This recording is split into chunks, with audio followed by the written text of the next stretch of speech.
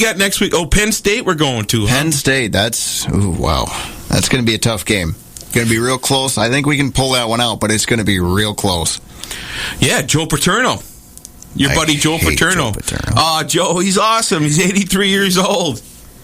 Exactly. 83 years old. What more do you need to say? Exactly. Coaching. Remember I told you Coach Bielema is going to go all the way to 83. Oh, good Lord. By the way, he's 37, not 34. Check that out. So, but figured that out. You got to like Papa Joe. Papa Joe's awesome. No, you don't have to. He coaches for Penn State. End of story. But Penn State, how many people? They have like 110,000 over there now in Death Valley? It's Happy Valley, yeah. Happy Valley? It's very, very large. I think it's the second biggest stadium in the country. Yeah, I mean, I want to say. I was kind of a little disappointed when they refurbished Camp Randall. Come on, man, we're only at 82,000.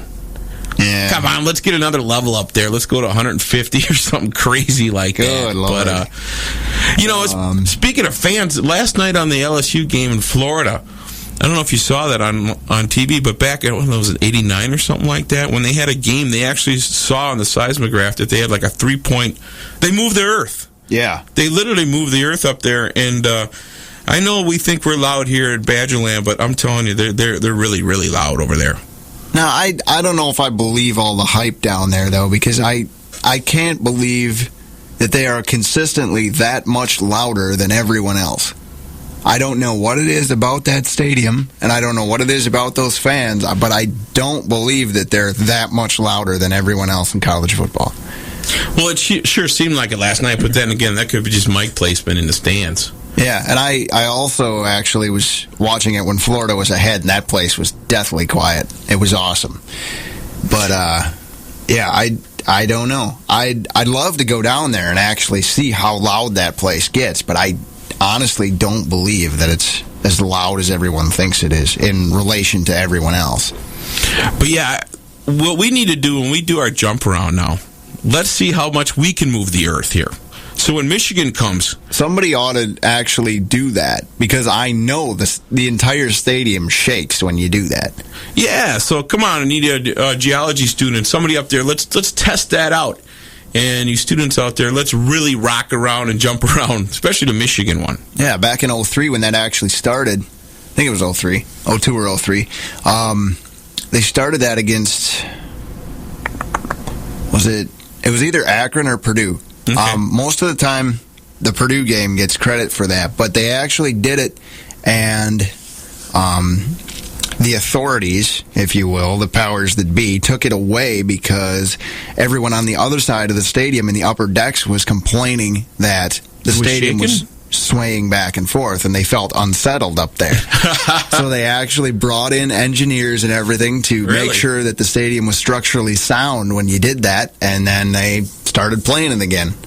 And they're like, we're going to do it, and you guys won't fall down, and the stadium's going to stand it and everything, so we're going to let them do it.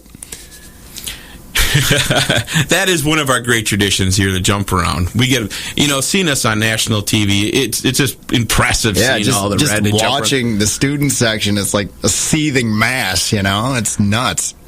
Now, do you get tired doing that, buddy? You got to. From time to time, you do get tired, depending. Oh, my God. Depending on the game and how it's going.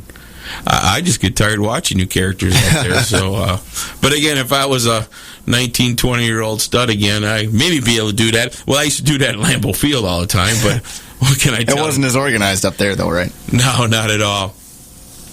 You are listening to WSUM 91.7 FM, UW-Madison Student Radio, talking a little Packer pregame, Bucky postgame. Anybody want to give you a shout out there? 608-265-WSUM. Hey, where's my buddy Beretta? My friend Brett down there in Muskego, Waukesha land. I don't know if he's up yet. He always says he's going to be up to give me a call, but he never does, He works hard, though. He's always tired on Sundays, so. Come on, Beretta, give me a buzz, 608-265-WSUM. Bretta's favorite player for the Pack was William Henderson. William Henderson, he took care of Urlacher for a lot of years. Yes, he did. A lot of years, and we need to be able to run the ball today. We got to run the ball. We have to at least get 100 yards on the ground. Yeah. Henderson came out of that much-touted 1995 draft class there for the Packers. Oh, yeah, that's when we got, like, Freeman and... Henderson, John Michaels was real big on the line for a few years, Super Bowl teams and everything. There are a couple more I can't think of right now, but that's widely regarded as one of, if not the best draft classes in Packer history. And to think about the fact that Henderson was only, in his second year when he actually won a ring with him, and to think about how long he's been there. But, he was actually the last one, other than Brett Favre, to leave the team from that Super Bowl year. Speaking of that, Brandon, let's give this a shot once.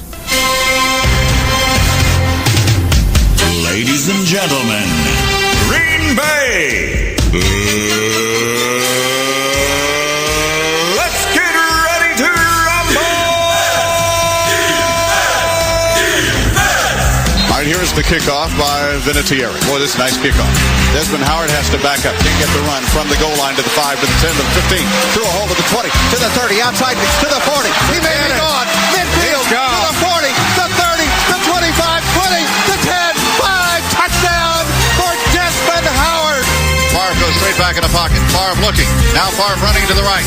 Favre is on the run. Favre is down the sidelines. Favre, touchdown! Dorsey 11th is having a career game. Green Bay, are you ready? Third down for Drew Bledsoe at the 22-yard line. And he waits for the snap. Here's Drew, straight back in the pocket. Here they come again. Reggie got him again. Back at the 15-yard line. He jumped over him. He beat him inside. That time he beat him outside. That guy is shell-shocked. 500th catch of the career of Sterling Sharp. 53 yards by Chris Jackie. Here's the ball down. The kick is on the way. It's long enough. It looks good. Is good. He won it. He made it. And the Packers have won in overtime. The Packers caught the ball. Antonio Freeman came down with it in the end zone for the Green Bay Packers on the Hail Mary. And a quick strike by Green Bay. Here's the handoff to Edgar Bennett. Up there it goes. Folks, he's got the ball. Got it. And he sets a screen up, and it's knocked down at the 38-yard line. A fumble. Tackle. Do the Packers have the ball? Apparently they do. And they're going to give it to the Packers. Goes to the touchdown. Touchdown. Touchdown. The real America's team.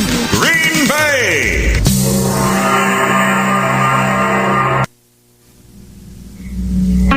I owe most everything to football, which I've spent the greater part of my life in. And I have never lost my respect, my admiration, nor my love for what I consider a great game. And each Sunday after the battle, one group savors victory, another group lives in the bitterness of defeat. The many hurts seem a small price to pay for having won, and there's no reason at all which is adequate for having lost. The winner, to the winner, there is 100% elation, 100% laughter, 100% fun. And to the loser, the only thing left for him is a 100% resolution, a 100% determination. And it's a game, I think, a great deal like life, in that it demands a man's personal commitment, be toward excellence, and be toward victory. Even though you know that ultimate victory can never be completely won, yet it must be pursued with all of one's might. And each week, there's a new encounter, each year, a new challenge. But all of the rings, and all of the money, and all of the color, and all of the display, they linger only in the memory. But the spirit, the will to win, and the will to excel, these are the things that endure. And these are the qualities, of course, that are so much more important than any of the events that occasion them. Wow. That was, of course, legendary Vince Lombardi there. That is awesome, huh? Yeah, going way back on that one. Yeah. Courtesy of Jim Irwin, a lot of our radio play there from the Super Bowl run. But I'll tell you, just those words from Vince Lombardi, that's almost like a sermon there, man, in church. It's kind of, I feel like, oh my gosh, listening to Coach like that. But anyways, that's pretty awesome. I got some other goodies here. Let's see what this does. All the people across the USA, I love my Green Bay Packers, who won the first Super Bowls ever played. I love my Green Bay Packers. Penny, Chicago, Detroit, and Tampa Bay. They all come up as likers. We take our opposition and crunch them like they're crackers. That's why I love my Green Bay Packers.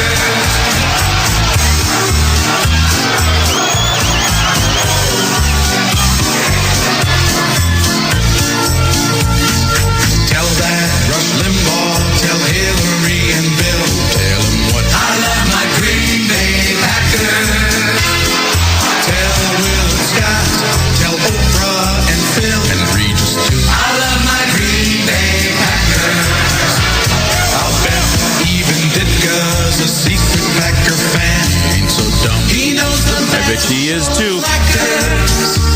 So if you're green with envy, where goes their perfect matchers? That's why I love my Green Bay Packers.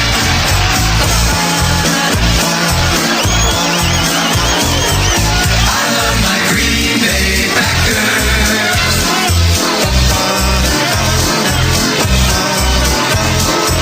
I love my Green Bay Packers. Take this one, but compared to Green Bay, you're just a bunch of hackers. So if you're green with envy, where gold their perfect matches? That's why I love my Green Bay Packers. Yes, we take our opposition and crunch them like they're crackers. That's why I love my Green Bay Packers. We get the best team. Go Pack! Well, Brandon, what do you think of my new little silly songs I got this week, huh? Man, every week you come up with something new. Again, the premise of this show is just fun, lively.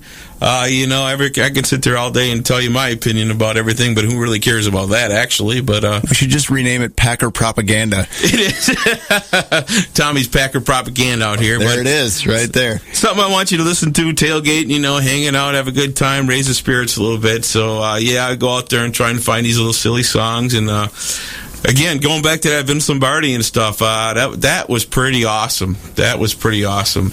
I got another one out there from Bart Starr, but I don't really know where that one is, but I'll get that one later for you. Yeah, we'll figure that one out. Sure. Let me see. I got to take care of one more business here. You're listening to WSUM. Bucky's Packers, Tom Garrett, your host. Brandon in studio. Let's see what I can do with this one. Sure is cold out here. Sure is. Reckon I'm gonna catch me a fish and eat it. Reckon maybe. Reckon I'm gonna catch a pike. Maybe so. Maybe not. Never can tell. Hear that, Clyde? That's one big fish. That ain't no fish, Jeffrey. That there's the ice breaking up. We're gonna die. God wills it. Late winter warmth can ruin the ice texture of a frozen lake. This means that even ice at or above the 4 inches of required thickness may no longer support the weight of a human being. Consider the possibility of rotten ice when you plan an ice fishing trip. This ice fishing safety tip brought to you by WSUM 91.7, the Snake on the Thawing Lake. Sure, it's cold in here, Clyde. That's right, the Snake on the Lake. Brent, I like that, the Snake on the Lake, our little logo we got here. That was Adam, our program manager here, doing that great public service announcement there for ice fishing. Yeah, we're starting with ice fishing in October. Yeah, It's like 85 degrees out here right now. I know, it's too hot. Come on, cool her down. Hot for October. It's too hot. I want to bring her down, cool her down a little bit, give me a little snow going, and it'll be here before you know it. But lovely, lovely day here in Madison. 70 degrees, 946. Yeah, 70 degrees, 946. Skies are clear, it says right here on my machine, but it's kind of cloudy out there. I hope it's clear and sunny where you are. The And computer says the skies are clear, but looking out the window, I know it's lying.